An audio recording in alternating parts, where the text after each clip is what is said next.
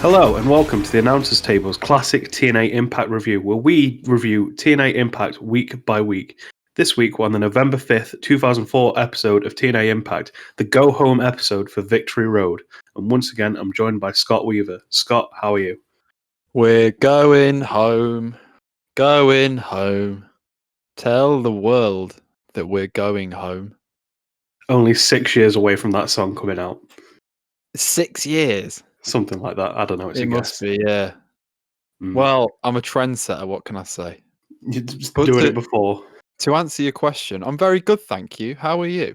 Not bad, not bad. Just excited for Victory Road. Excited that we're almost there. It seemed like a distant dream when we first started. Yeah, it was like a fabled land that we were just trying to claw our way to, and we finally reached the elixir at the end, and We have. away we go. We've got through the AOs and the Roddy Pipers. Not quite. Wow. Not quite. We're almost there. We're almost there. Almost. But before we can head into the Go Home episode, let's have a look at what's happening in the world November 5th, 2004. In the UK charts. Oh boy. Oh, what was it? I told you that Eric Prydz was no more. Yeah.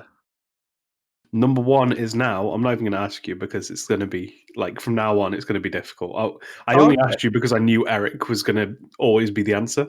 So I'm glad that he's no longer going to be the answer. Yeah. This week, it's Just Lose It by Eminem. Oh, God. I don't know. Are you not an Eminem guy? I like the popular ones. Yeah, this is one of the biggest ones. No, but I guess I'm not a massive rap guy. I don't think I have a rap playlist on my Spotify, but I don't really dip into it much.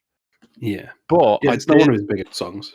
I did learn the really fast bit. In fact, I learned all of Rap God just because I thought it'd be impressive. Well, we've got some content for Victory Road if it gets a bit quiet. Oh yeah, with the live extravaganza, I'll just break out into a verse. So every time the show gets boring, just Rap God. I'll do the fast bit over and over again. Oh dear. So quickly I pass out. Yeah.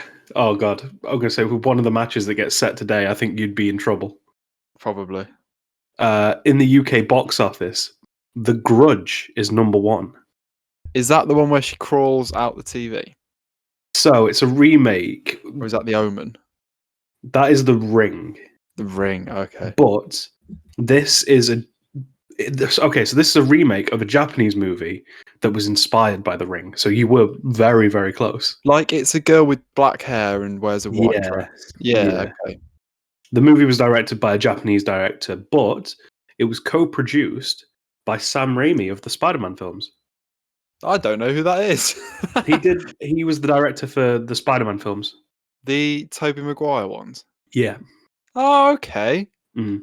Oh, that's all right then. So, people love Sam Raimi because of that. Yeah, and people love Tobey Maguire because of that. Exactly. Especially our other co-host, Lewis. Mm. He loves Tobey Maguire. Oh, yeah. He absolutely loves him. He sends me the memes all the time. I mean, yeah, I enjoy a bit of Tobey Maguire. He's probably my favourite Spider-Man. What? What? What's wrong with that? Tom Holland? Oh, Tom Holland's a very close second. Don't get me wrong. No. Tom Holland's first. I mean, I've got no issue with that. Tom Holland first, just because the films are better. Yeah. He's probably not as, he's probably, not a better actor. But I don't know. I think he's a better actor. Do you think? Spider-Man 3 suggests that Tom Holland is a better actor. Which one's the one with Doc Ock? That's the first one. Is that first? No, the first one was Green Goblin. Yeah, it was. It's the second one. And then the second one was Doc Ock. I haven't seen the third one then, so I can't. Oh wait, no, that's the Venom one. Villains. Yeah. Is that the Venom one? Where he dances in the streets and stuff. Okay, yeah, I have seen that then. Yeah. But yeah, so it's probably Tom Holland, then Tobey Maguire. Is it Andrew Garfield did it as well? It is Andrew Garfield. Yeah, he can get in the bin. He can get in the bin, which is a shame. Yeah, I don't dislike him. As an actor, I just didn't like the film. Yeah. But I just think that Tom Holland is better. I do enjoy the new films. Yeah. We'll quickly move on before this becomes a Spider-Man podcast. A Marvel shoot. In video games, Here we go. what game hasn't Scott played this week? Well, you sent me a voice note in the week when you were doing the research for this, and you said that as soon as you were looking at the video games, you just thought, well, he's not going to have played any of these. Yeah.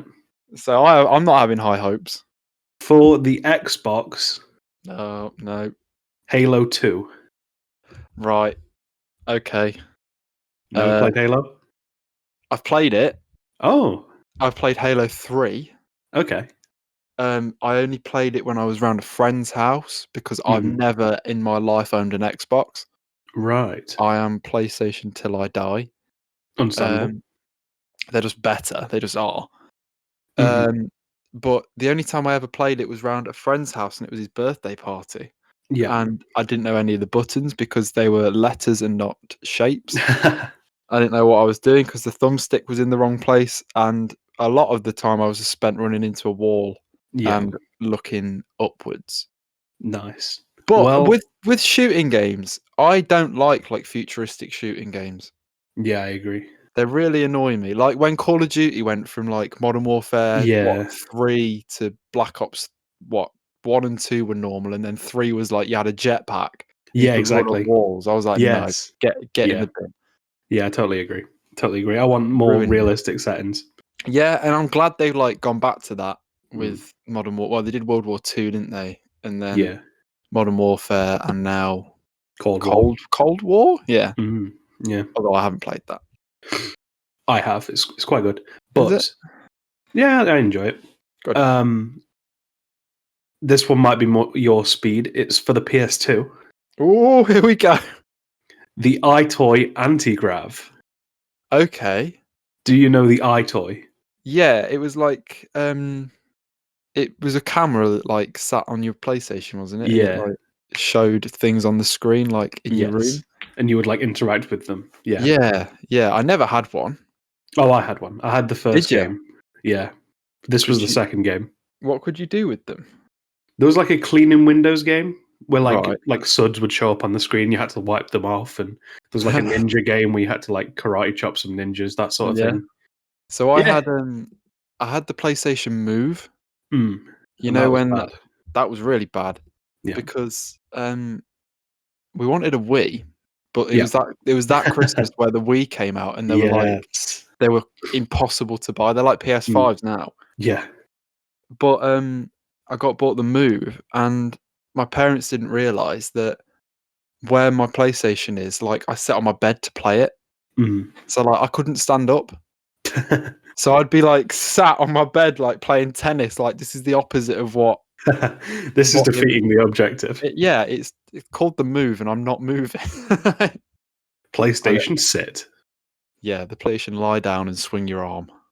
Oh, what a game. Yeah, it was all right. In sport, last week I told you that Tottenham had fired Jacques Santini, or rather he'd stepped away. Yeah. They have a new manager. Okay. It's Martin Jol. Whoa, I was right! You were right. Yes! Oh, I wasn't expecting that. It's Martin Jol. When I said it, I was like, no, he's much later. Like, he's there in like 2007, but I'm well happy that I got that right.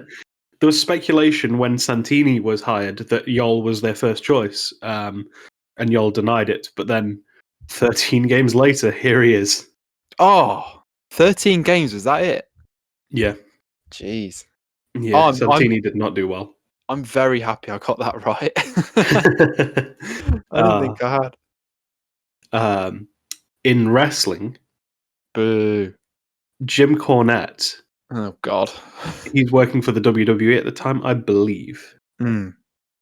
He is said to be interested in Carlito's younger brother, Eddie Colon. Is that like Primo or someone? It's Primo. Oh. Dave Meltzer reported that he is long since thought to be the more talented of the two. Oh, I don't know about that. False.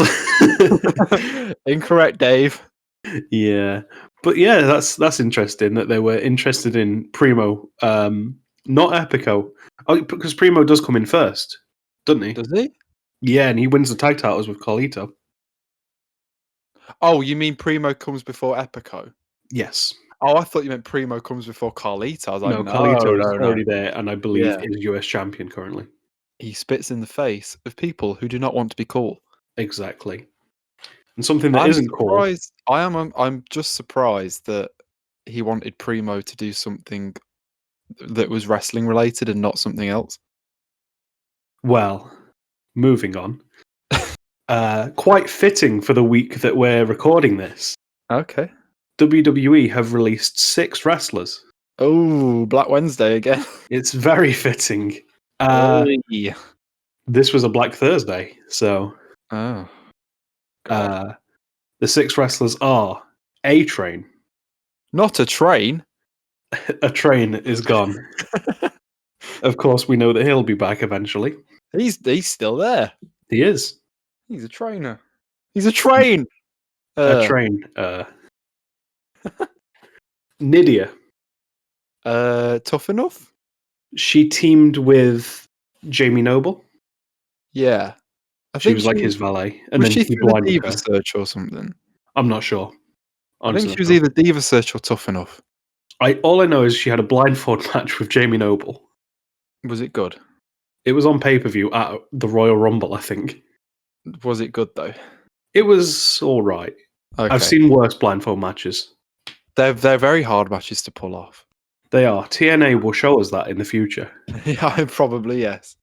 Oh, I know they do. It's bad. Test. Oh, this is not a test.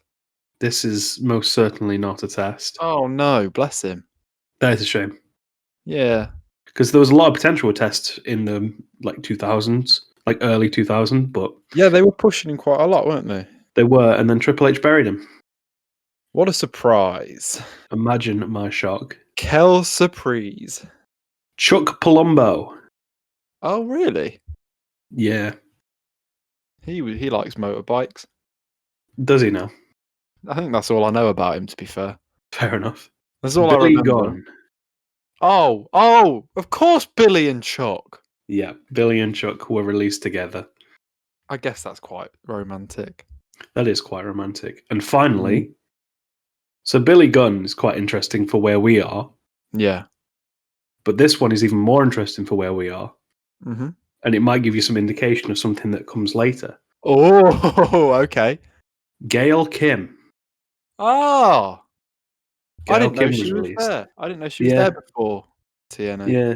Jim Ross had to convince Vince, yes, men are attracted to Asian women to sign her. God.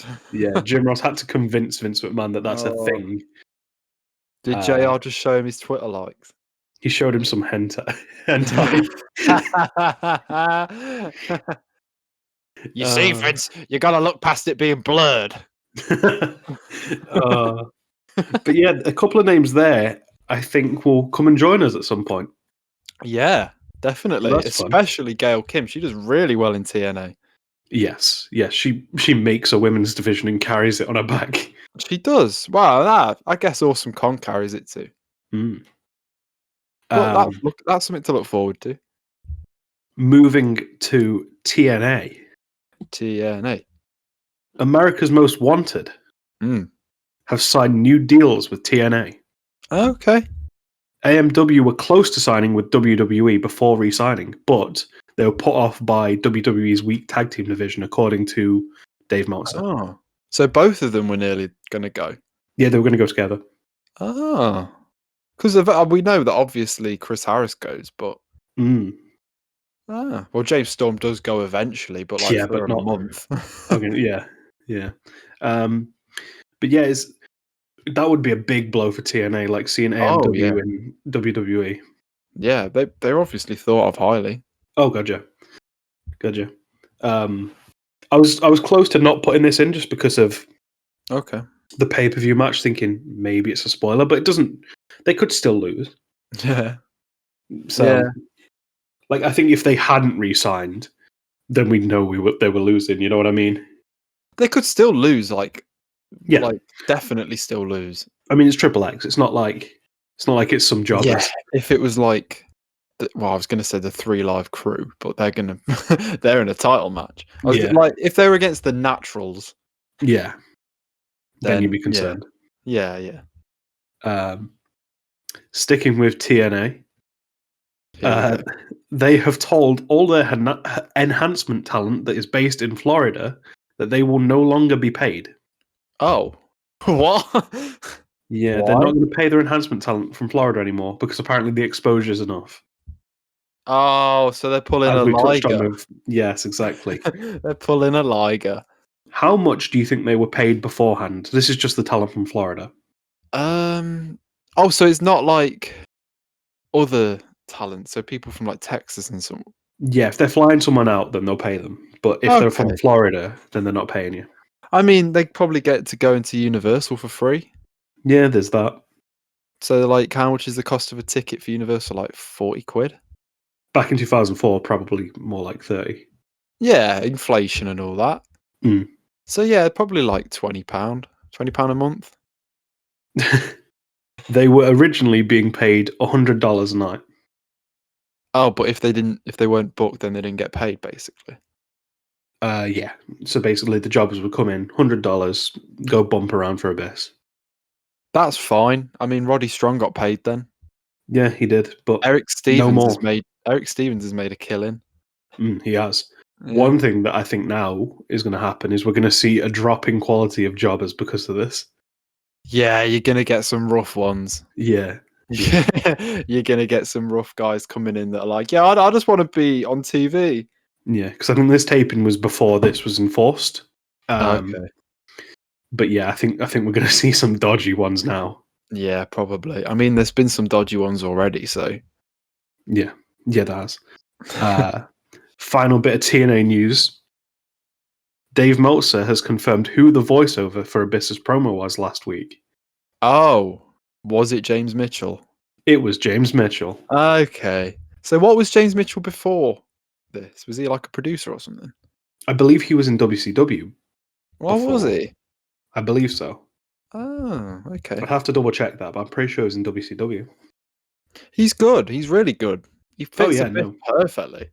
He makes him a much more interesting character, and his presence has made me think he's going to win. Yeah. I mean, him doing that promo last week and it being announced as a Monsters Ball match is like all the signs. Yeah.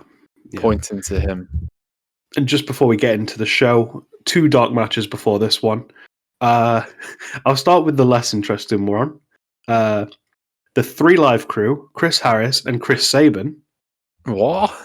Defeat the Naturals and the New York Connection. Oh, so the New York Connection are losing. Good start. That's always good. But the other dark match baffles me somewhat. Right. Abyss. Monty Brown. Oh, no. And Raven. Oh, no. Ended in a no contest. Why would they do that? Why would they do that? Maybe, and this is just playing devil's advocate. Maybe they're just letting them get a bit of time in the ring together before. Yeah. Maybe that's the case, because I guess it wasn't filmed. Like. Yeah, and I suppose it ended in no contest is a good way to get around. Yeah. Like, but I bet those Florida fans, because they're going to be there for the next one. They're going to be there. It's going to be the same people. They're going to be there for the pay-per-view. They're going to watch the same match again, and they're going to be like, well, I've seen this, but then now it's not a DQ. Probably, yeah, because that's probably what they did. They'd probably just ran through the match that they'd already got, and then just chucked a dodgy finish on the end. Yeah, probably. Well, so if that's the case, then fair play to him, because at least they're trying. Yeah, I mean, I'm glad that they made it a no contest. That's a good way of getting around it. Yeah. But the show opens with a recap of last week's show, including Jeff Jarrett on the ladder in his lovely orange jumper. Yeah, and his lovely little glasses. And AJ helping Jeff Hardy to beat PETEY Williams. Mm-hmm. And then as the show opens, Johnny B. Bad is making his TNA Impact debut. Yes, this was a confusing one. It was. I was like, who's this jobber?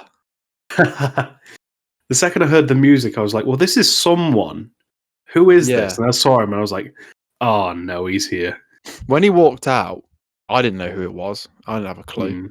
And but I was like, okay, so this guy's a jobber. And I like looked at his name, Johnny B. Bad. It didn't ring any bells. and the commentary team were like, "Oh my God, look who it is!" And I was like, "Who is it?" I googled it. And Look who like, it is. Who? Oh dear. Yeah. Mike Tenay says that it's his TNA debut, which we've already established that it isn't, because he turned heel on Explosion like 2 or 3 weeks ago. Oh fuck no! Yeah, I didn't realize that. Yeah. They announce him as a former WWE Intercontinental Champion and WCW TV Champion, and I was surprised that they were saying the name. Yeah, when they said WWE, I was like, "Whoa!" Yeah, no, I was a bit shocked. B-Bad's opponent is already in the ring, which is a great sign for him. Yeah, I mean, he's definitely going to go over. Yeah, it's Tony Stradlin. Stradlin, what a name! There's I not love much. that name. There's not much on Tony Stradlin, but he was trained by Shawn Michaels. Was he? Mm. That didn't show. Nope. He joined WWE Developmental in 2005, but retired in 2007. Yeah, that's all I could find as well. The other thing I found, which is my favourite thing about him, the name of his finisher. Oh, okay. His finisher is called Mr. Toad's Magical Soup. So there we go. Oh, that's got him over with me. Oh, well done, Tony. Go enjoy OVW. What is magical about it? The soup. Yeah, but what is magical about the soup? Is it the ingredients, or is it like... It's just the way Mr. Toad makes it. Oh, that's proper pop me. As the match starts, commentary tell us that the main event is set. Jeff Hardy and AJ Styles versus Jeff Jarrett and PETEY Williams. Oh, is that when they said it? Yeah, they said it right at the start. Oh, because I got really confused. I didn't know what was going on. They also say that Jeff Hardy hasn't been seen or heard from all day. And although this is a work, like it's obviously a work, you can tell because they announced it that it's a work. Dave Meltzer has been reporting that Jeff Hardy has a bit of a habit of no-showing TNA tapings. Yeah, I was thinking that when they said it, because of like 2 or 3 weeks ago, you said when you were doing the recap that Meltzer had said that Hardy was no-showing. And I was like, are they just shooting here? Like, are they shooting on him? Yeah. But no, this was. I could smell a work a mile off. Yeah. I wrote here, back to the boring match. Yeah, it wasn't great. Like at this point, the match had been going on for about a minute, and I had no idea. Like I hadn't made any notes. I'll be honest, wasn't particularly watching. No, B-Bad takes Stradlin to the top rope and hits a Hurricane Rana that he calls the Bad Mood. Yeah. He then hits the TKO to win, which is almost like a sit-out F5. It looked fine. Like, you know what I'm like with finishers. I'm a bit of a stickler for a good finisher, but it was all right. A finish is probably the most important part of a wrestler's moveset, isn't it? Yeah. Absolutely is. Like, and it was all right. Yeah, like you say, fine. That's it. If you put a highlight package together of a wrestler, like the first thing you see is what's his finisher. Exactly. But B-Bad wins with the TKO in 1:28. It felt longer. That might be the only Mark Mero match I've ever watched. It won't be the last because commentary announced that on pay-per-view he will be in an 8-man tag match. We don't get told who else is in the match, but we can see that they're struggling to fill 3 hours. Yeah, you can always guarantee it's going to be the NYC. Yeah, NYC are on one side. Yeah. It'll be NYC and the Naturals versus Johnny B. Bad and some other people. I don't know. The 3 Live crew again. Yeah, wheel them out, brother. But it's funny because obviously I mentioned that Mero or Johnny B. Bad turned heel. Yeah. He wasn't a heel here. He was over. Yeah. He was not a heel here. No, he wasn't. That's weird. They don't care about Explosion. No, clearly, because they didn't acknowledge that he'd ever wrestled on it. No, he's making his debut. Yeah.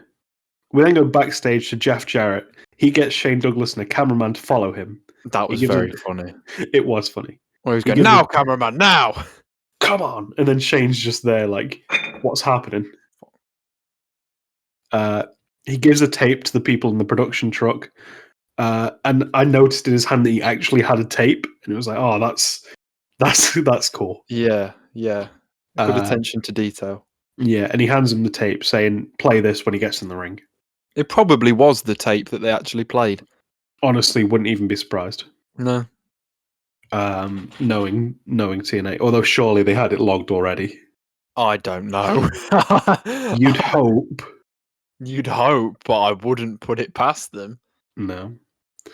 We then get a recap package. I'm sorry to interrupt, but imagine it was like the wrong tape.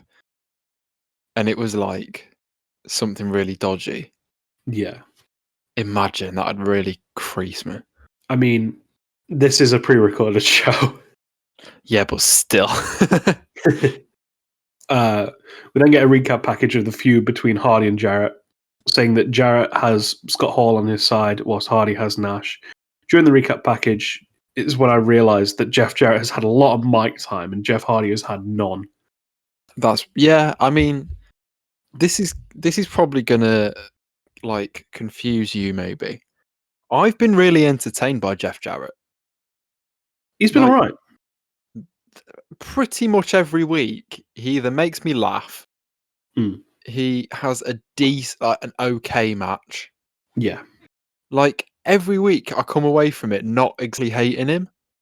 No, I agree. Like he's actually been entertaining me. Like last week when he was carrying the ladders round, this week with the now cameraman, get over here, all that kind of stuff. It was actually like making me laugh. Yeah. Look, he's not my favourite part of the show by any stretch, but no. But he's entertaining. He actually has been entertaining me. And I understand why the belt's on him. Like he's the most established guy there, even more than Jeff, I would say. Yeah, because Jeff goes to a next level when he goes back to WWE. Yeah. Like that's when Jeff becomes like somebody you can feasibly see in a main event. Yeah. Like this Jeff Hardy right now was still kind of like tag team Jeff Hardy. He was like IC champ Jeff Hardy. But when Jeff goes back to WWE is when he gets pushed as like, okay, yeah, we can put the world title on him. Yeah. No, I'm fully behind Jarrett being champion at this point. Yeah. And I didn't think I would be. No, but could all be over this Sunday. Who knows? The announcers tease that this also might be the permanent parting for the outsiders, and I just wrote, "Oh no." Yeah. No. Yeah. Not sure about that. And then it's weird advert time. Here we go. It's an early one this week. Yeah, we know why that is because they do two of them. It's a replay of the one about them not spending billions on advertising, which is hilarious for one that they're replaying. Yeah, I didn't think of that. And at this point, I wrote like the fact that they're running replays already suggests they might be stopping it because they're not recording more. But then later in the show, possibly proves me wrong. Oh, the one later in the show is a replay as well. Yeah, it is. Right. But like Jeff Hammond's axing came from out of nowhere, so maybe this one will as well. God bless Jeff Hammond. The untimely disappearance of Jeff Hammond. If someone knows where he is, please contact 0800 Jeff 103. The Jeff helpline is open at all hours. Did you notice in this one, Delirious was in it? I didn't. I'll be honest. I stopped paying attention the second I saw it was a replay.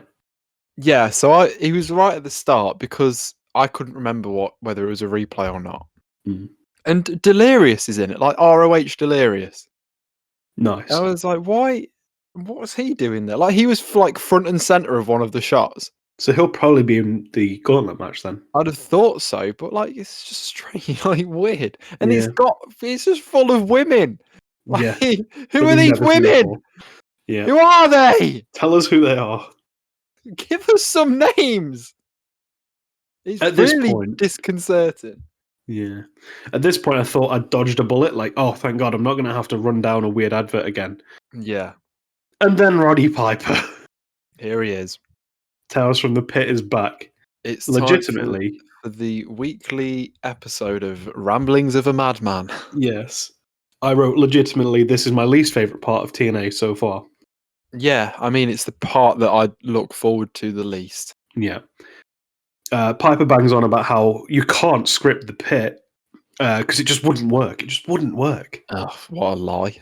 It just wouldn't work, even though it did. He talks about how he had Andre the Giant on the show, and he made fun of his teeny weeny little brain, and the next thing he knew was 15 feet up in the air. Oh, go away, Piper. Right, so when he came out and did that in ring a couple of weeks ago, yeah, like 3 weeks ago, whatever it is, the first one. I was all for him, and like you were saying that you didn't like him much, and I was trying to defend him, and I thought his promo was okay, but these 3 segments from the last 3 weeks have properly dragged him down. Like, yeah, Jesus. Yeah. He then says some racist stuff about Mr. T. He does. I didn't detail it because I didn't want to. I mean, I wrote down what he said. Go for it if you want to. These are the views of Roddy Piper, who never liked Mr. T, by the way. No, they hated each other, didn't they? Yeah, legitimately hated each other, so that's good. So yeah, these are the views of Roddy Piper and do not in any way reflect the classic TNA review or the announcers table as a whole. He said that Mr. T, when he first saw him, he saw a black man with an Indian haircut wearing Aztec gold. Yeah, which is like that. Highly uncomfortable. Yeah. Like, gold is gold. I don't understand. It doesn't have. It's not Aztec, is it? He's got a Mohican. He's a Mohawk. He's not. What? Yeah. Yeah. Just Mr. strange. T is more famous than you'll ever be, pal. Yeah. I mean, he's probably made a lot more money as well. Yeah. I mean, he does Snickers adverts, so. Get some nuts. Get some nuts. They then play about 20 clips over the top of each other of Piper just rambling, and it's impossible to listen to. Yeah, that was really strange, wasn't it? Did you not? Yeah. Did you also notice the thing he said about a little person? I think it was on about Mr. T again. Yeah, but so he said the thing about the haircut and the gold. Yeah. And then he literally just stopped and just went, "Oh, and a black midget." Yeah, I think he meant Mr. T. But that didn't make sense. No, none of this makes sense. I've just accepted this. Mr. T is taller than him. Yeah. I think. I don't know. I don't know. I don't think he is, because if you look at Mr. T next to Hogan, like, Hogan dwarfed him. No. Oh, yeah. Did he? I mean, Hogan's massive. Yeah, but Hogan's like 6'8", I think. Yeah. But Piper's not like... I think Piper's like a comfortable 6'2". Oh, yeah, but I thought Mr. T would have been like that. I'm honestly not sure. I mean, look, he stands shoulder to shoulder with Sylvester Stallone, who's like 5'9", so... Oh, yeah, that was... Okay, yeah. That was my barometer from Rocky. Yeah, but then you forget that he's not actually that tall. Yeah, I didn't realise Sly was tiny. Piper says that something will happen, and if by halfway through nothing has happened, then he'll make it happen. I hate him, and I pray that November 7th is his last appearance, but I fear it's probably not. I don't know, I think it might be.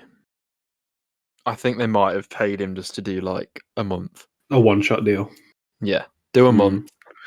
Give you a segment on a pay-per-view. We'll give you a cut of the pay-per-view revenue. Then goodbye. Let's hope. Let's hope. And I mean, I still like him. Like, I think he was a good promo when he was younger, but I don't like this iteration of him. Yeah, I just think his promos are so rambly, and we're seeing some of that now. Like, his best ones, his good ones, are like, they're a bit rambly, but they're a bit silly. Whereas, like, he has it in him to just ramble on about nothing for so long. This one was edited so badly as well. Yes, they didn't help him one bit. Like, they just chopped over random like bits of audio.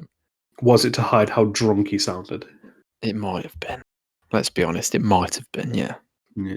We then go to Mike Tenay, who's in the ring on the mic. Last time he did an announcement, he announced Roddy Piper. What atrocity will he unleash this time? Mike Tenay and his bag of atrocities. Yes.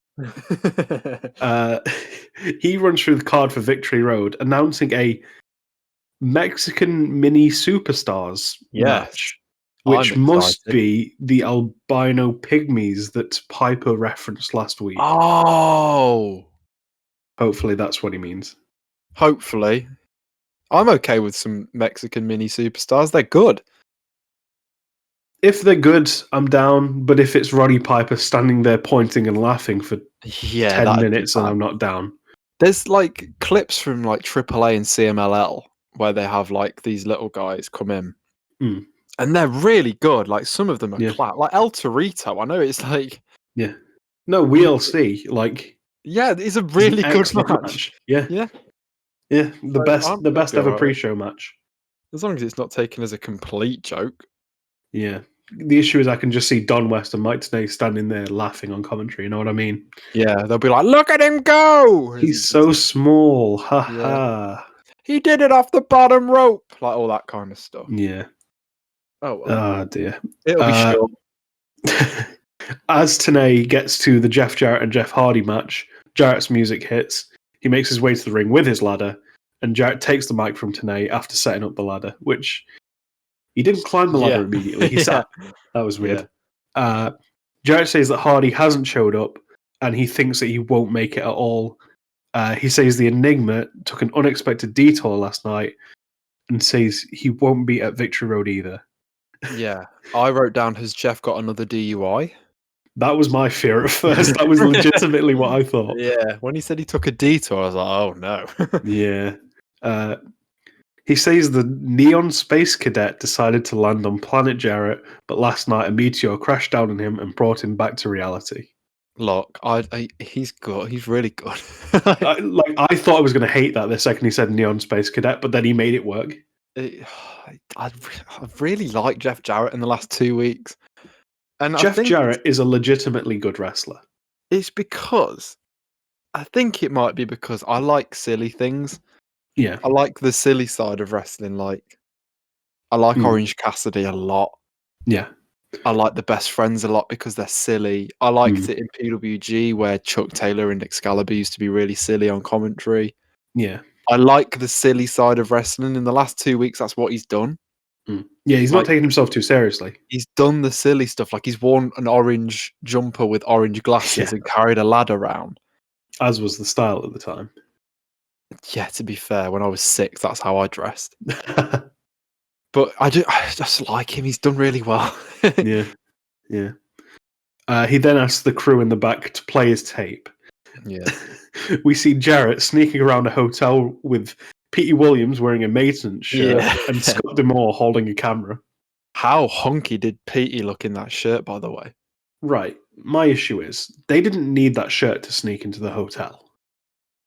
No, but oh no, you've missed the point. No, I get it. I laughed. Don't get me wrong, I enjoyed it. It's for when Hardy opens the door, he sees a maintenance guy. Yeah, and then okay, I'll get to it.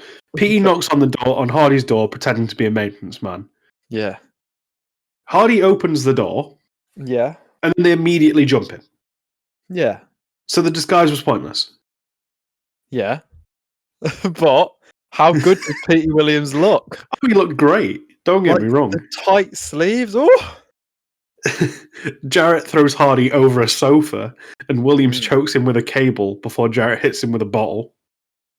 I noticed when he threw him over the sofa, something smashed. Yeah, and I was like, oh no. I thought they'd put a glass coffee table through. Like, I thought it was a plate. Oh, it might have been. I was like, well, TNA have got to pay for that now. Yeah. That's why they stopped paying for the jobbers. Yeah, they needed to pay for Jeff's hotel room.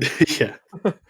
There was something censored as well, like around the bin, and I couldn't tell what was happening. Like, what was it that was being censored? So, yeah, he broke the bottle over his head. And then I think they were trying to make out like Jeff was bleeding. Right. And they couldn't show it. Okay. It's either that or a needle. Yeah. Well, yeah.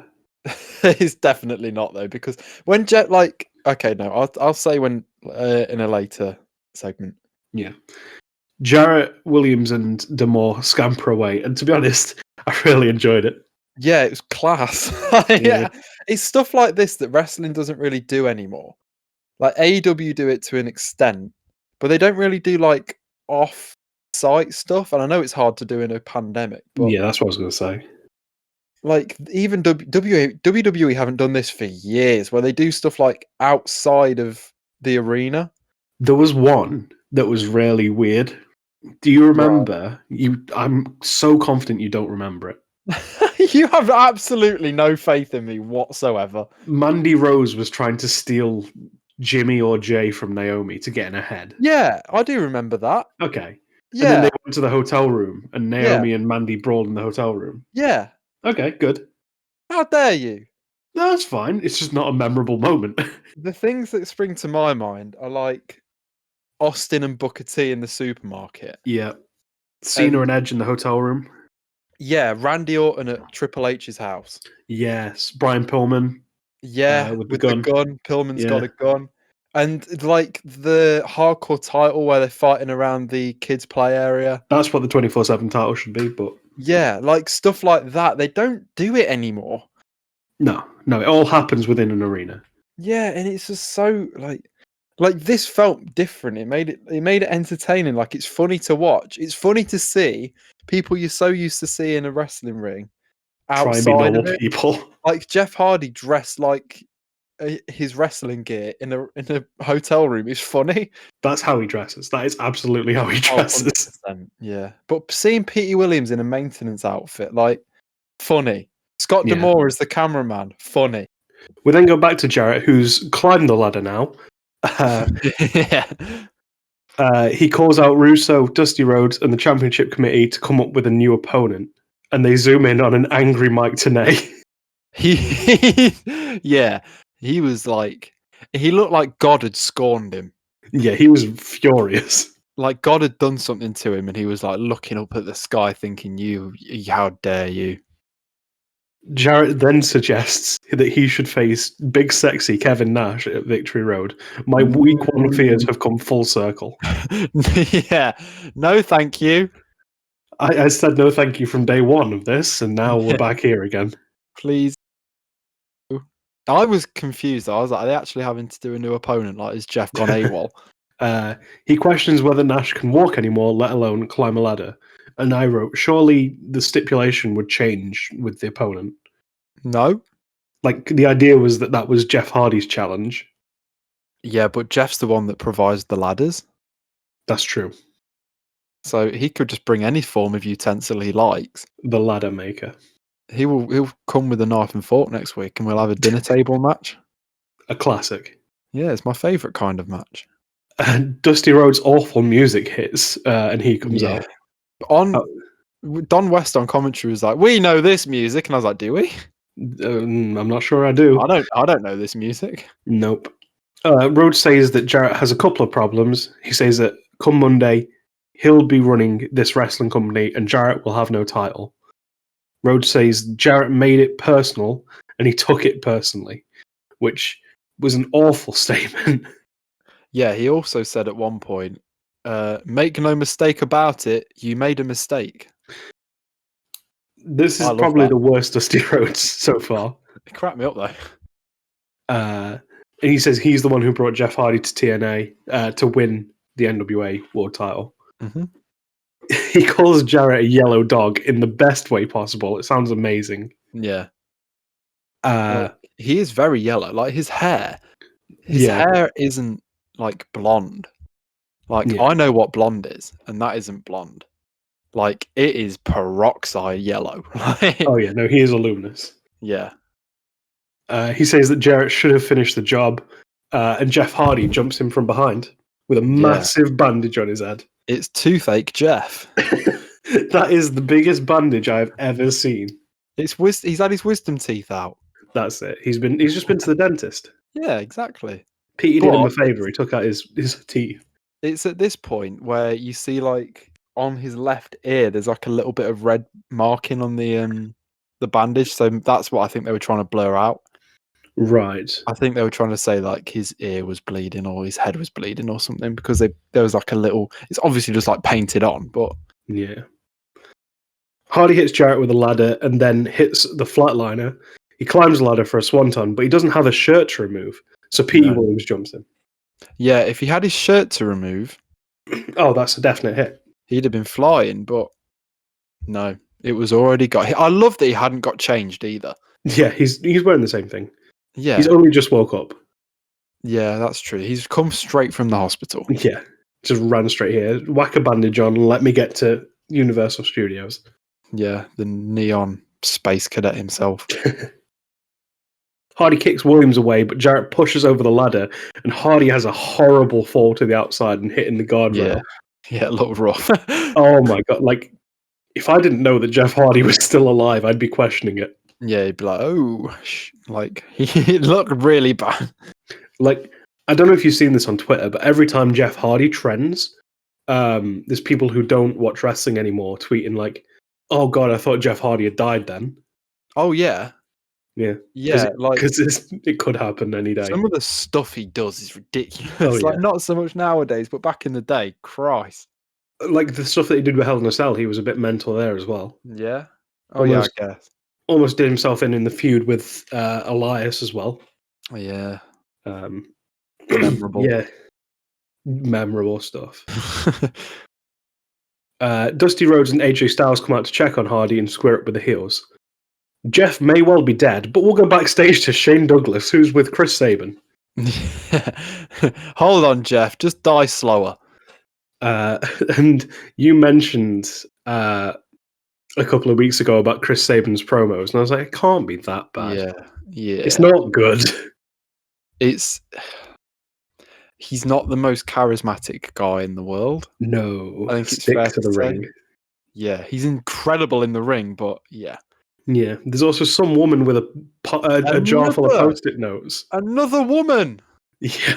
Who are these women? Where are they coming from? I just keep finding them. Give them names. Yeah, but no. Shane Douglas talks to Sabin about being number 20. Sabin says he'd rather be number 1, saying that the fact that there's 19 other guys in the match is ridiculous, but says so be it, because he's overcome every obstacle TNA has thrown at him. Why is Sabin acting like he's been oppressed by having the best entry spot?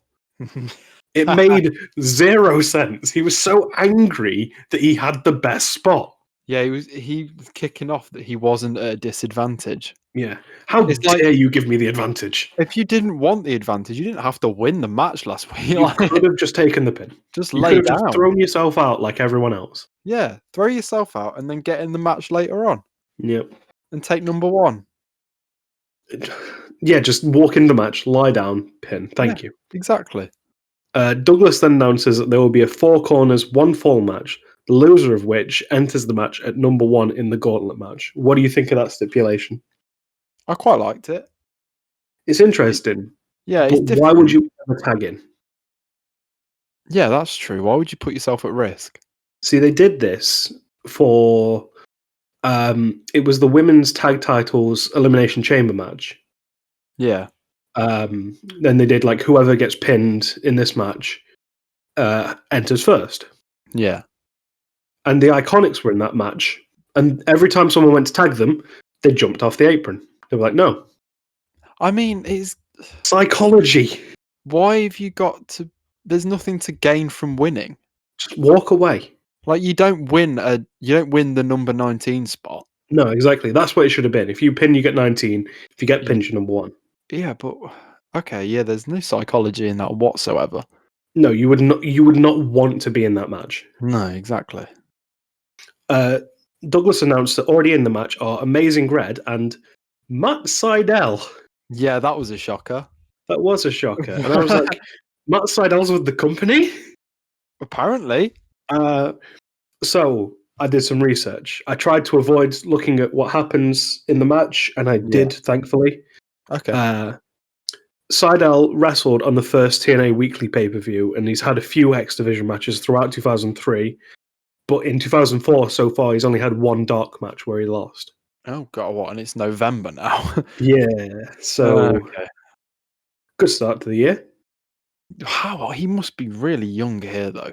Oh, yeah. No, look at his face. He is very young. He's a baby in this. Yeah, he is.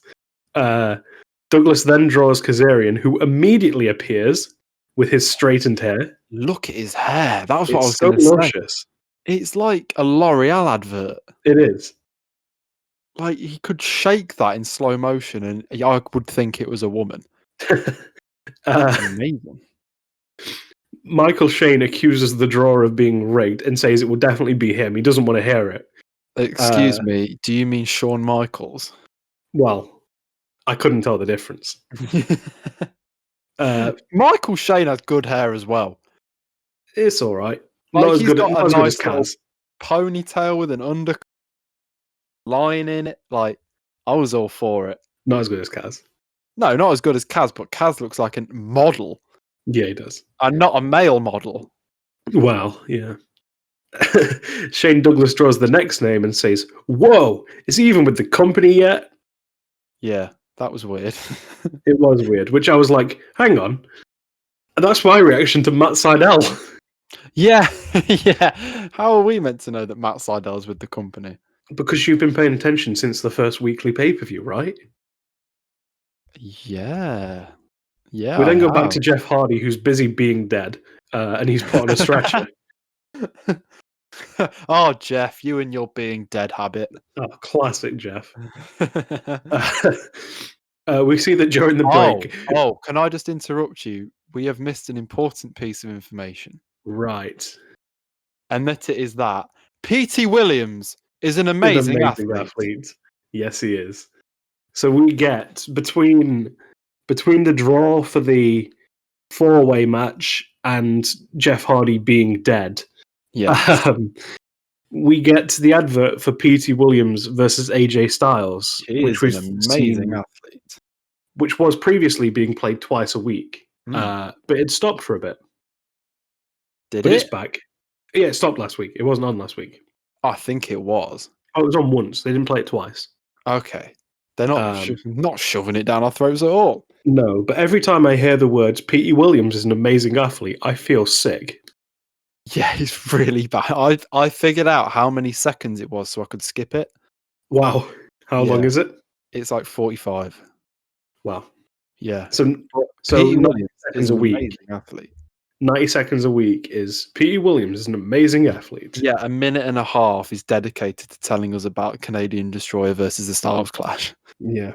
Twice a week, every week. But this is the last week of it, thankfully. Hopefully.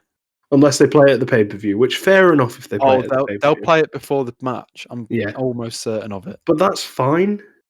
The issue is, if you hadn't rammed it down our throats already, it'd be better. Yeah, it's just a bit much, isn't it? Yeah. But he is an amazing athlete. Yeah.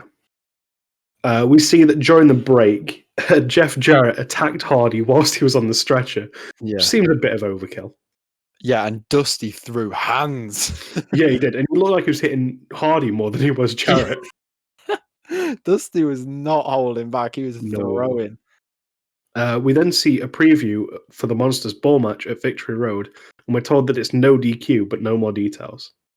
Yeah, I mean, I think that was probably a given. Yeah. Yeah, I mean... It's going to be a Monsters Ball, but there are disqualifications, guys. Yeah. Come on. We're not animals. Calm down, guys. Please don't get ahead of yourselves. Don't you dare use that chain. Oh, you and that chain, Abyss. Oh. Speaking of Abyss, he enters next with a black bag, much like Monty's brown bag was it last week?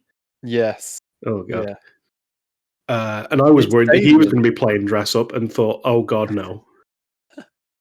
He challenges Trinity. He comes out with a bra. Yeah. His opponent cuts a promo on Trinity in the NYC. I don't want them anywhere near each other. No, thank you.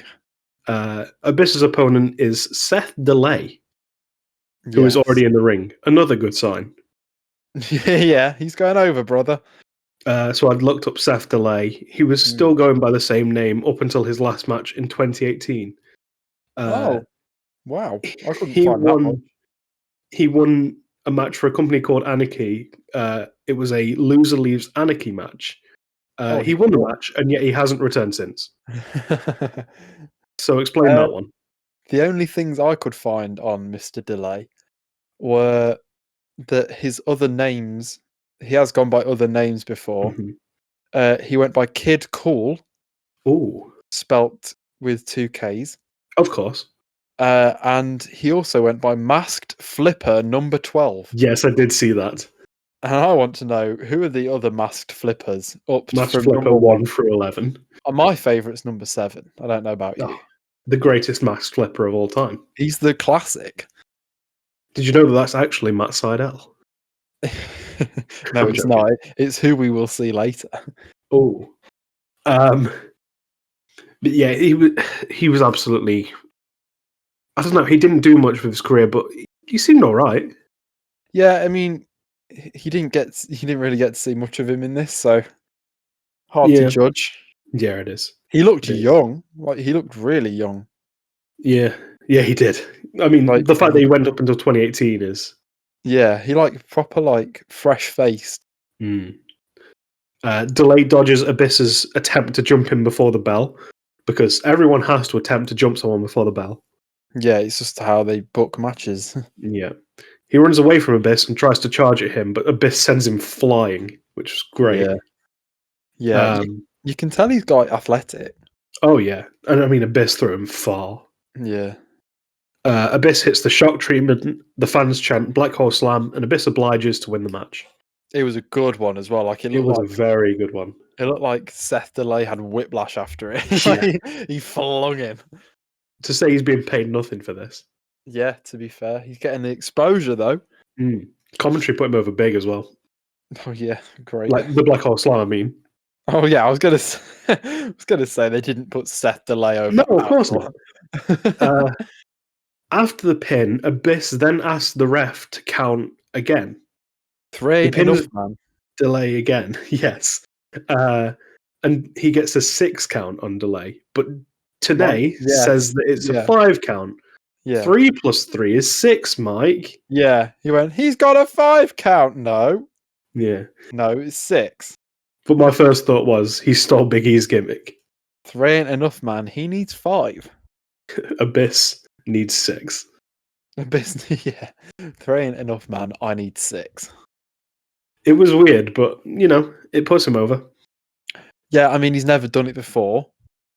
Like, why did he feel the need to do it now? Have you seen it since? Not that I remember. Yeah. I don't think it could have been a reference to Monty Brown hitting 2 pounces. Maybe. But I don't think it would be. I think it's just to put him over how much of a monster he is. Yeah. Well, yeah, I get it, but I just I can't remember him ever doing it again. Yeah.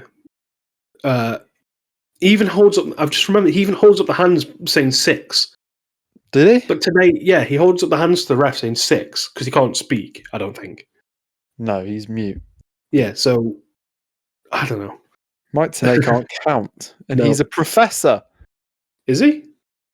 Well, they call him the professor. Oh, is that because of the haircut? Jarrett called him the professor at the start of the show when he went, "Listen here, professor." Oh, yeah. I didn't notice that. Mike Tenay's nickname is the professor, and I've never understood it. I never knew that. There you go. Learn something new every day. Well, I wouldn't expect you to know it. Oh. Yeah. That's how it feels. Oh. Abyss throws Delay out of the ring, but Monty Brown's music plays. He comes out in an open black shirt and brown trousers. Probably the best look so far. Ooh, Indeed. Abyss clutches his bag and his head. Referee stop Brown as Abyss opens the bag and pours thumbtacks into the ring. Brown is terrified. I really liked it because he poured them around himself in a circle. Yeah. Like he was going to start making snow angels in them. Oh, that'd be really good. Yeah. Oh, I hope he does that. Just bleeding everywhere. Yeah, just laughing while he does it. Thumbtacks are one of the few things in wrestling that I'm like, oh, please no. Oh, I would never in a million years. Yeah. Because there's no way you can fake it. You can't I know with ladders, there can be gimmick ladders where they're wooden so they don't hurt as much. Yeah. Chairs, it's like thin steel, so it doesn't hurt too much. Yeah. But thumbtacks. You can't get plastic thumbtacks. They're just not going to stick in you. And I love when, like, I think it was Britt Baker recently. I was listening to her podcast with Renee Young. Yeah. Her oral session. Yes. And they were talking about, like, pulling out the thumbtacks and they were counting them, seeing how many they had. And it's like, it's just... You've got to have a different mindset to be a wrestler. It's one of those things where you think about it and it makes your skin crawl. Yeah. Like, oh, no thank you. I had one of those yesterday as well. Trailer for Dark Side of the Ring came out. Okay. And there was a clip from the Nick Gage episode. Oh, yeah. And they were interviewing Moxley for it. Right. And Nick Gage comes out with a pizza cutter. Oh, God. Moxley's like, okay, he's going to fake it, obviously. He's like, oh, no, he's really cutting me. Okay. Yeah. And he does it across his mouth and cuts his tongue. Oh, my God. Yeah. I was my skin was crawling. Like old school CZW stuff is hot. A lot of it's so hard to watch. Yeah. Have you ever seen Necro Butcher? I've seen him jumping off the roof. Have you ever seen him throwing stones? No. There's such a funny clip of it. It's like a parking lot match in CZW or some indie promotion. And like it's like 5 guys and they're all like just punching each other and throwing each other into cars and stuff. And there's this Necro Butcher stood there in like his like the jeans and the vest with no shoes on in this parking lot, just picking up stones off the ground and lobbing stones at people. It's really funny. It's really funny. I'll show you it after we finish. It's proper funny. We then go to a pre-recorded Raven, and he explains what a Monsters Ball match is. Did he? Yes. So, he says 24 hours with no food or water, and talks about being alone for 24 hours, saying it'll bring him clarity or drive him insane. So, the Monsters Ball match, you're locked away for 24 hours with no food or no water. That's the gimmick. What? And then it's a no DQ match. What? That's the gimmick. No, it's not. That is the gimmick, I promise. Is it? Yeah. Right, so I watched TNA for a long time. They don't actually do it, obviously. I've watched TNA for a long time. Yeah. That's never, ever explained. Yeah. Well, they haven't explained it here. I just read into it. Really? Yeah. That makes this promo make so much more sense. Yeah, it does, doesn't it? Because I was listening to this like, this is just nonsense. Oh, yeah. I mean, it was nonsense regardless. Yeah. Thinking about the logic of that, if I lock you away for 24 hours without food or water and then tell you to fight, are you going to be stronger? No. Exactly. What's the point? They're going to be weaker. It's going to make the match worse. If anything, they should have 24 hours of just food and water. Yes, make them really bloated. It's a really sluggish match. Just Monty Brown somehow out of shape. Just a Randy Orton match. Well, yeah. Yeah, he just goes on about how he's going to win. I don't know. Yeah. I stopped listening after he explained the gimmick. Like, he's a good promo. Yeah. When it makes sense. Like, his old school stuff's really good, but this is just a bit like, meh. Yeah. I thought, because when he was kept saying 24 hours, I was like, this is, like, they showed this on a Thursday, didn't they? Yeah, like, okay. They're more than 24 hours away. I was like, is he going to just sit and wait? I'll just wait. I'll just be here. Yeah, it's not 24 hours. Oh, it's like 60 It shows up on Friday. Why is no one here? Oh, it's 72 hours. I'm sorry, guys. I'll just wait. We are then told that next up is Christopher Daniels versus James Storm. Yes, please. Yes, please.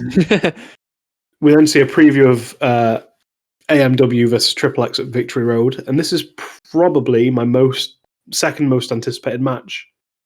Yeah, I'm really looking forward to it. Yeah, it should be great. I'm looking forward to the X Division match the most. Yeah, I mean, Pete Williams is an amazing athlete, so we found a meme. Yes. And then probably this. Yeah. But before we can get to the match, it's Weird Ad time again. It's a double whammy. Oh boy. And they replay the Six Appeal one. And here I wrote, from now on, I won't be acknowledging these unless there's a new one.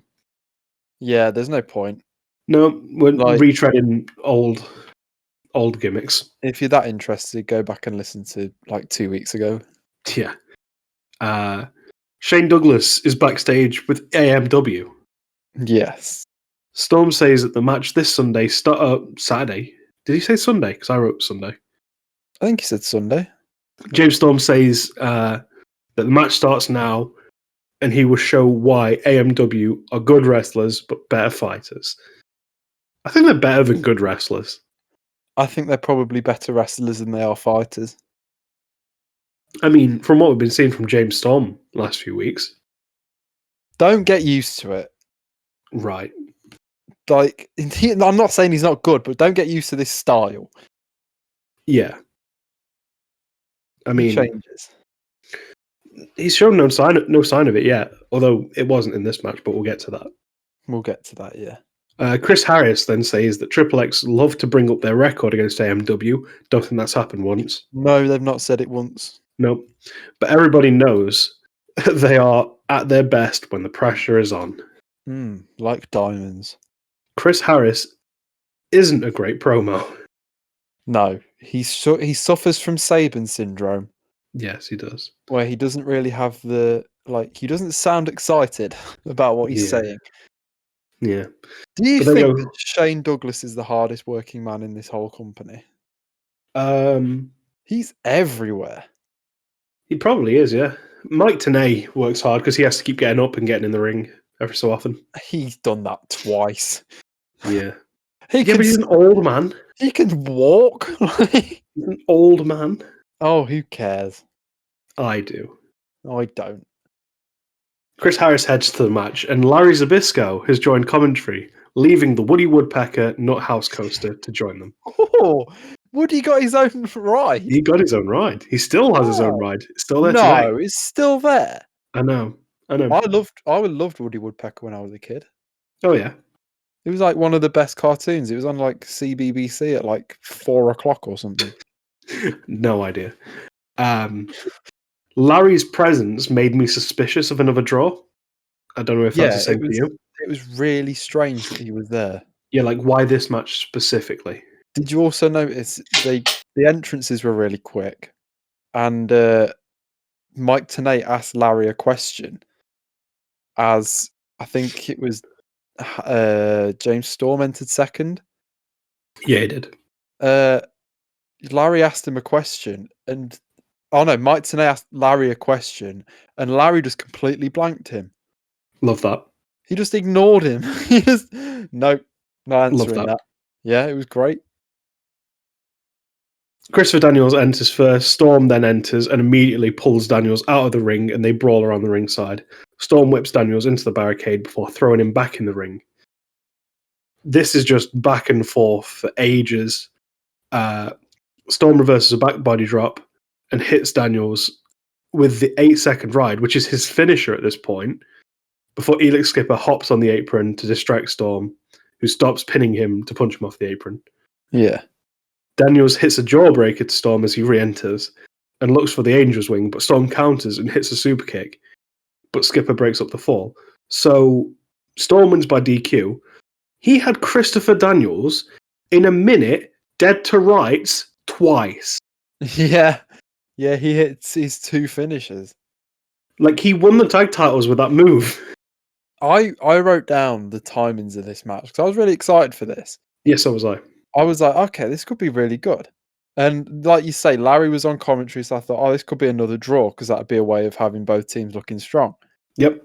Elix ran in 40 seconds in. Nice. And the match lasted 58 seconds. Yeah. Like, what? And he had the match won twice in that time. Yeah. Bizarre. It was very strange. Like, you got 2 of your best wrestlers in the company at this point, and you're just going to have them.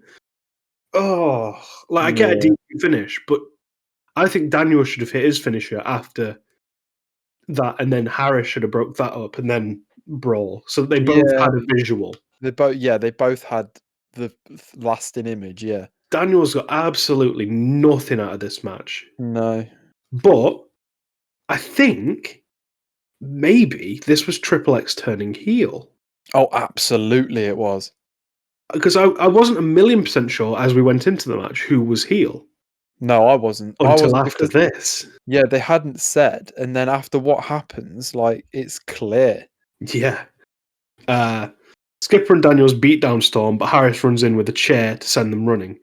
And at this point, like, it's just not friendly rivalry, it's boiled over, but it's a rivalry of, like, it's just we're like the better team, no, we're the better team. It's just competitiveness, really, isn't Yes. it? That's what they've sold it as. Andy Douglas of the Naturals gets on the apron, and Harris hits him with a chair right to the head. Yeah, have that. Yeah, that wasn't good. Did you notice Team Canada was stood at the top of the ramp as well? I had a note of this later. They just stand and watch the entire time, and nobody acknowledges them. No, it was really weird.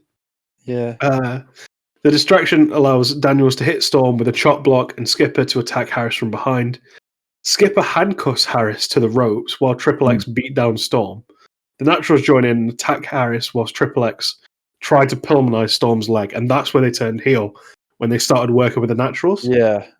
Yeah, and the handcuffs and all that kind of dick tactics. Yeah, because even the handcuffs I can get on board with, maybe you're a face, but the second you're working with the Naturals, it's like, okay, you've turned. Yeah, I guess that's why the Naturals are out there, just to give, like, the comparison of, like, okay, these guys are heels, well, these guys are heels now as well. Because on commentary, they even put it over, it's like, well, the Naturals don't like either of these teams. It's like, but they're working with Triple X. Yeah, that annoyed me. They were like, the Naturals don't like either of these teams, but they really hate AMW. Yeah. It's like, what? Do they? I think if they'd have gone like, oh, yeah, historically, neither of these teams like each other, but they're working together. Yeah. The referee stopped Daniels and Skipper from breaking Storm's leg, but Daniels just runs in from behind and whacks his knee with a chair. I really like that. It looked great. Yeah, like I thought I was going to do, because they're obviously letting them do chair shots to the head at this point. Yeah. I was just like, I was going to hit him on the head, and then he just went for the knee. I was like, oh. Yeah, crap.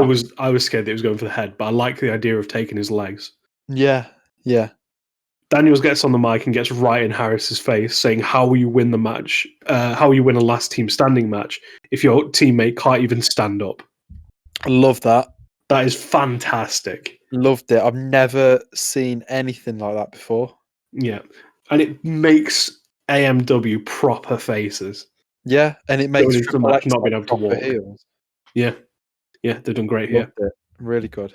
Like, I wish the match was a bit longer, but what came from it was really good. Yeah, the angle coming out of it, I'd forgotten about how much I hated the match. Yeah, yeah. Next up is the X Division 4-way, with the man who was pinned entering first in 20-man gauntlet. My first thought was, I swear to God, if I see anyone breaking up a pin, I'll lose my mind. Yeah, I didn't even think of that. It didn't happen, thankfully, but I was really concerned that I would see Frankie Kazarian just jumping in, breaking up a pin. It was like, why? What did you gain from that? Yeah, but no, thankfully, strange. Thankfully, they thought about it this time. Mm-hmm. Amazing Red enters first, then Matt Sydal enters looking like a jobber. Looking like a child. Yeah. Like a ripped child. The gear didn't look good either. No, it was cheap indie gear, wasn't it? Yeah, it was very cheap indie gear. It's what we've seen most of the jobbers wearing. Yeah, like just normal trousers with a colour on them. Like, yeah. Frankie Kazarian then enters, or just Kazarian, with what I think might be new music. Oh, was it? I didn't really pay that much attention. Oh, I was hoping you'd be able to confirm whether it was new or not. Oh, I can't. Wasn't paying too much attention because I was looking forward to seeing who it was gonna be. Yes, and the mystery entrant in this match is Spanky. Yes, who is of course the Brian Kendrick. I was excited to see Brian. I was excited. I wasn't excited to hear him being called Spanky. No, less excited by that. But here we go. So Shane said that he was going to go and get ready because he knew it was going to be him. Yeah. He didn't get changed at all. No, he probably just watched the telly and went, oh, maybe I was wrong. Yeah, he heard Shane Douglas when he walked off be like, "You probably should have stayed around for this." Yeah. He was like, "Oh yeah, you're right." Of course, in 2021, Brian Kendrick has just recently announced his retirement. Yeah, he's a trainer now, isn't he? For the yeah, he does a lot of work with the 205 Live guys. So he's really good. He is really good. Former WWE champion. Yes, forever in the memory. Literally, anytime anyone mentions Brian Kendrick, it will forever be mentioned that he was once WWE champion for a bit. There's always going to be that screenshot of it popping up at the bottom saying the Brian Kendrick WWE champion. Interim WWE champion. Yeah. God bless him. Or I think it says currently WWE champion, something like that. Yeah, it's something along those lines, yeah. That must have been a rib. It's such a good screenshot. He's going to have that forever. Oh, yeah. That would be my Twitter profile picture for the rest of my life. Say that'd be my banner. Yeah. So in 2004, Kendrick was released by WWE in January and just began touring the indies as Spanky. Was Paul London still in the WWE? Yes, he was. Yeah, he's still there currently. Okay.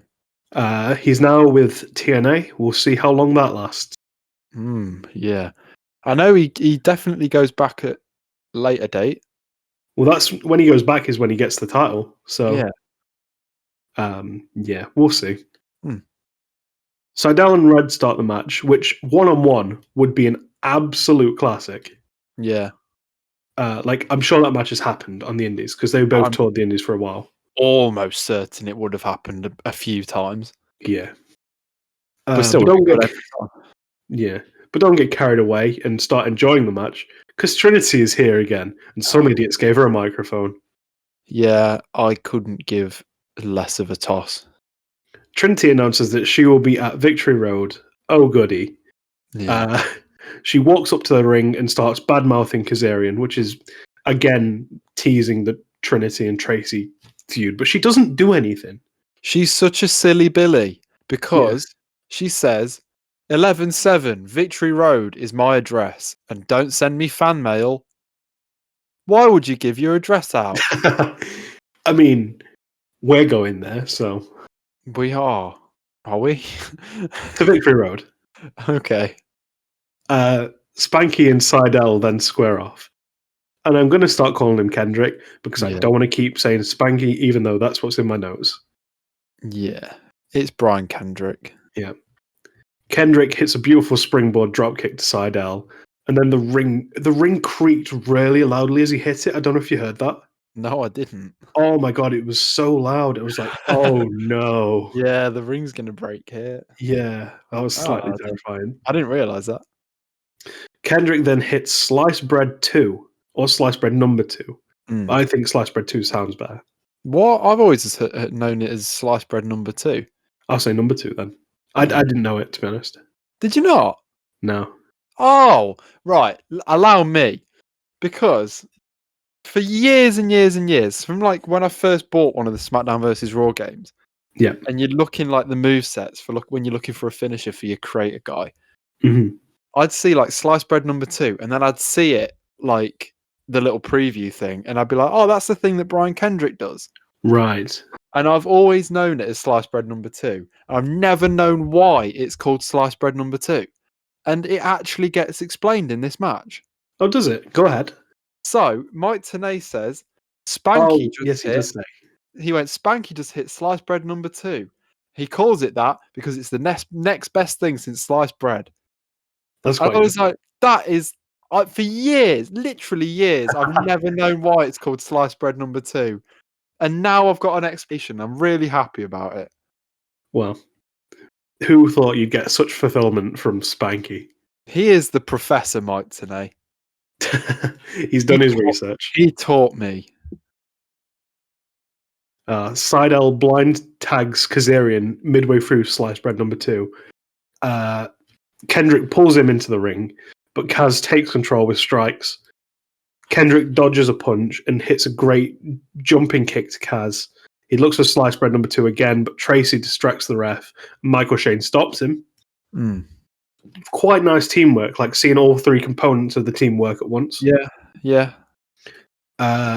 Kendrick hits Shane off the apron, and Trinity pulls Kaz headfirst into the turnbuckle before Kendrick hits a DDT into a roll up to win. It looked kind of weak. No, I liked it. Oh, I didn't get enough of the DDT, but the roll up was nice. Yeah, I mean, he could have planted the DDT a little harder, but like I really like it looked fluid. Like he rolled straight into the the pin. It was I thought it looked really good. Yeah, but Kazarian will enter first at Victory Road, which good because it means we get more Kazarian. Yeah, was that the easiest match of Amazing Red's life? He didn't do anything. He literally had to do nothing. Like he started the match, no one watched. He entered and stood there. That's all he did. He played the cerebral assassin, Amazing Red. The greatest technician of a generation. And Kaz, after he's lost, absolutely freaks out in the middle of the ring, and it's hilarious. Yeah, he's kicking off. He's having a temper tantrum, and I love it. Slapping his hands around like a kid who's lost their toy. It was great. It was great. Vince Russo then appears out of absolutely nowhere. The highlight of the X Division. My favorite X Division wrestler, Vince Russo. He goes to talk to Trinity. He says he hears her loud and clear and says that she will have a match at Victory Road, but she won't like who the opponent is. Vince Russo booking a women's match is strange. He's in charge at the minute. Yeah, but he doesn't like women. True, but he still has to book them. At the end of the day, it's the only way he's going to shut Trinity up. And somebody does need to do that. Yes. My first thoughts, there's two names. And we've already said them in this podcast. Go on. It's either the recently released Gao Kim. Yeah. Because I don't know what the 90-day no compete thing was like back then. I don't know. Or because he says you're not going to like who it is. Like if it's Gao Kim, it's because she's technically great. Yeah. Or it's Awesome Kong. Yeah. I mean, I really hope it's Awesome Kong and she just squashes her. So I had 3 names written down. Oh. I had the 2 you mentioned and Tracy. No, it can't be Tracy now, surely. Because she's the only woman there. She is, but that would be so underwhelming. Yeah, but they've kind of teased it, haven't they? They have, but like, if it was Tracy, just go, okay, you can face that other woman that we hire. Yeah. It'll be a surprise. I do think it is going to be Kong. Yeah. Because, like, that would make sense to I don't think he'll like it. Yeah. I hope it's Kong because she's really good. Yeah. But I think we may be disappointed and it's probably going to end up being like China or someone. I don't think it's China. Who knows? I wouldn't be disappointed if it was China. That'd be class.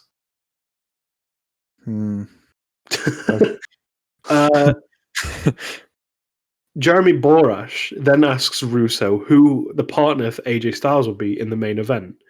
Russo whispers it in his ear, and he looks shocked. Oh, did he whisper it? Yeah, because he was like, "Oh wow!"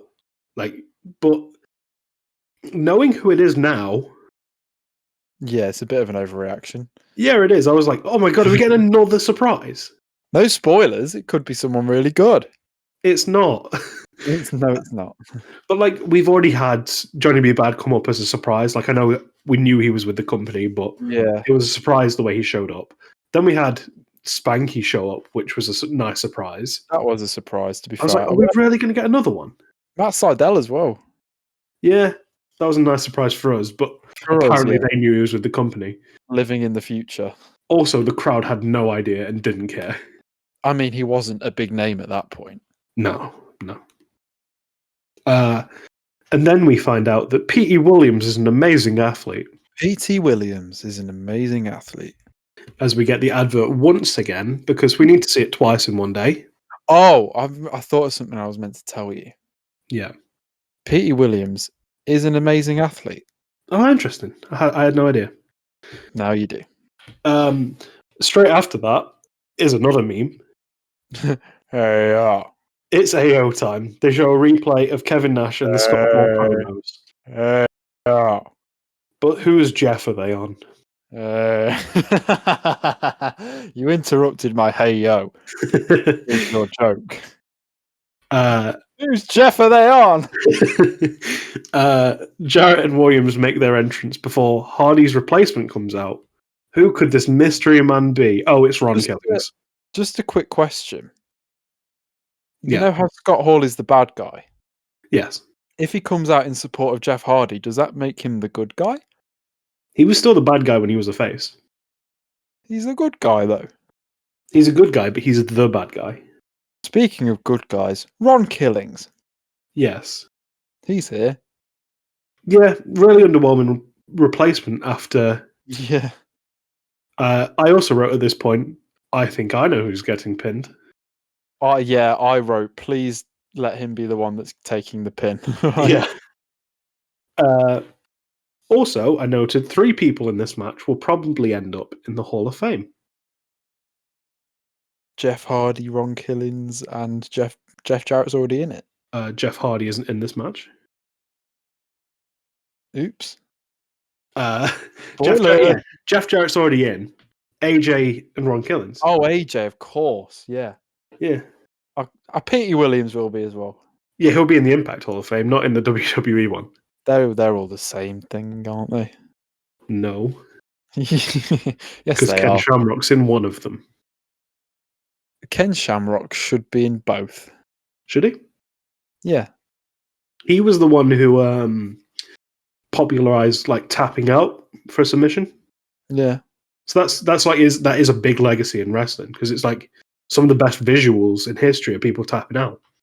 He should be in both. Yeah. As should Frank. Anywho, Styles and Jarrett go to start the match, but Williams jumps Styles from behind, and this is the most creative jump from behind I've seen yet. Yeah, where they got Jeff to go out and yeah. I can tell you're passionate about it. I just couldn't think of a way to word it. They like faked the tag, didn't they? Yeah. Styles hits Williams with a huge drop kick to the back before slamming his head into the turnbuckles. Williams tags out to Jarrett, but Styles hits him with a drop toe hold before tagging Killings, and they hit a double clothesline. Mm-hmm. Some nice stuff between Killings and Styles. Like, we've acted underwhelmed by Killings, and it's just because they teased like it could be something bigger. But he's really good at this point. He is really good, but he's also in 3 Live Crew. Yeah, that doesn't help. I don't care about them at all. Yeah. Like, they don't do anything for me. Like, yeah. If he was a singles guy, then yeah, I'd be more excited because he's a singles guy, but you just know that, like you said, as soon as you saw him, it's like, okay, we know who's taking the pin. Yeah. As we return from the break, Jarrett is in control of Styles, hitting a great gut buster before tagging in Williams. Styles counters an Irish whip before hitting the Pele kick to Williams out of nowhere, they say. Yeah. Out of nowhere. Yeah. The Pele kick's really good. Yeah. Are they trying to make this like... I don't know if it was a thing then, like Orton's RKO out of nowhere. Oh, no, I don't think it was. Was it not a thing then? No. The out of nowhere thing wasn't an actual like thing until like 2015-16. Oh, really? Yeah, that didn't become a meme until that late. Because I remember like seeing the memes even when I wasn't watching wrestling. Yeah, but in wrestling, it was just a thing that like Michael Cole would say. Yeah. Like, it was never a meme. Like, it was just, you know how Michael Cole says boss time when Sasha Banks comes out? It's just a thing he says. It's like Randy Orton hits an RKO, it's an out of nowhere. But then somebody like made a vine out of it.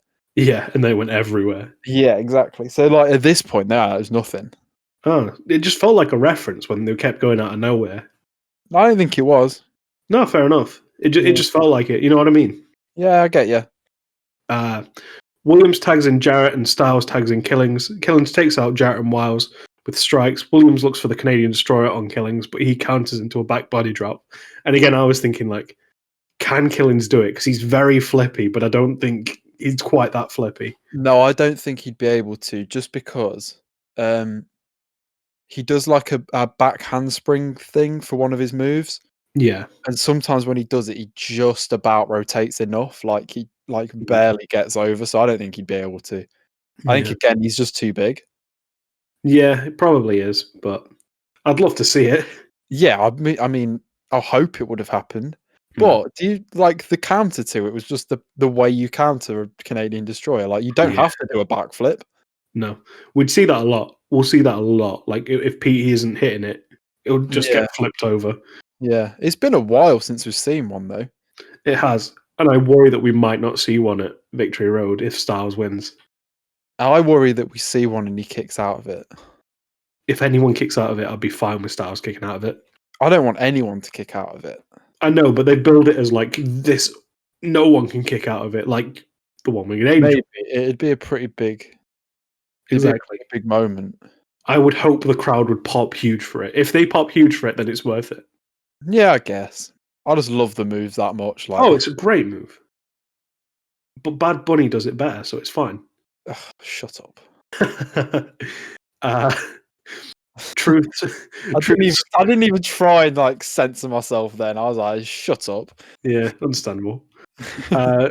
Truth slams Williams, but Jarrett breaks up the pin.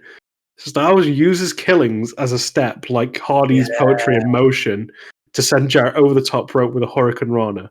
That was incredible how far he got. Really, really good. Unbelievable. He launched himself as well. Like he launched himself out. So he hit the guardrail really hard. And the second I saw Jarrett and Styles fly to the outside and it's just Killings and Williams in the ring, I'm like, oh, bye-bye. Yeah. Bye-bye, Killings.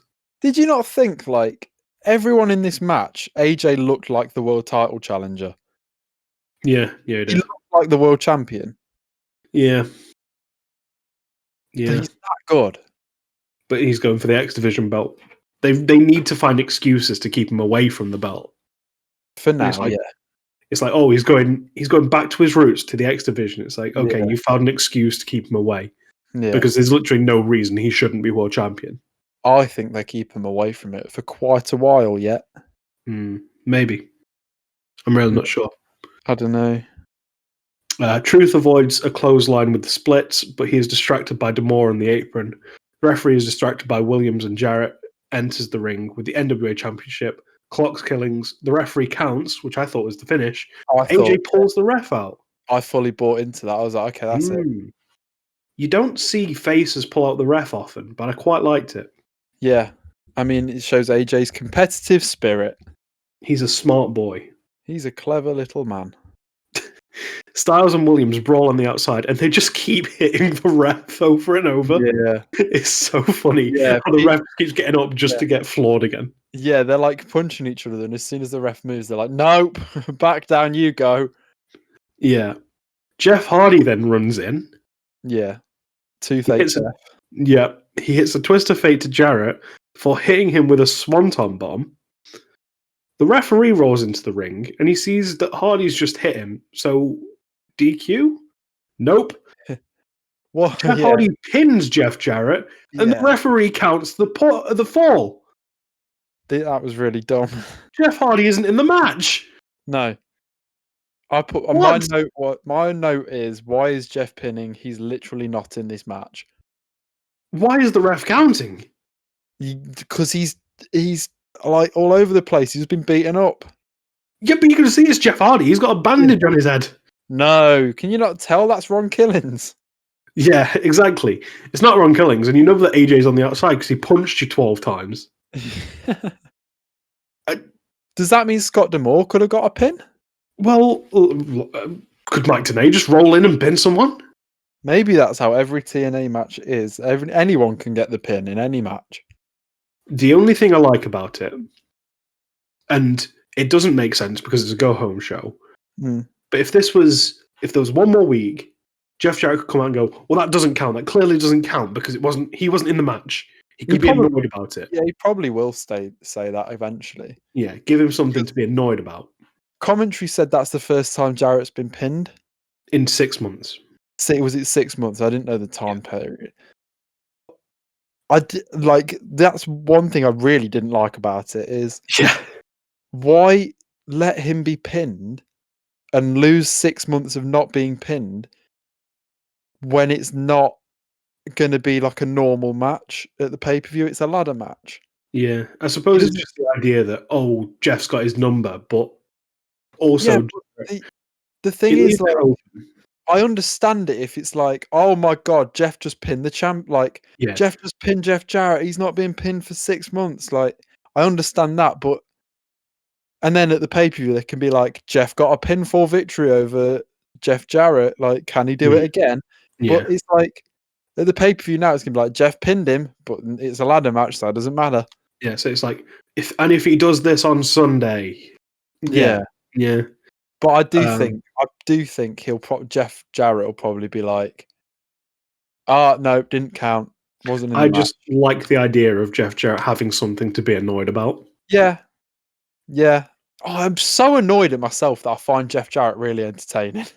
I hated this finish, though. Oh, yeah, this was dumb. Yeah. Really dumb. After the match, Jeff Hardy grabs the NWA title to celebrate as the show goes off the air. And he looks at the belt and looks at the camera like 12 times. It was weird. Yeah, that's the thing that he does, though. He did that when he won the WWE title. Oh, did he? Yeah, when he pinned... He pinned Edge.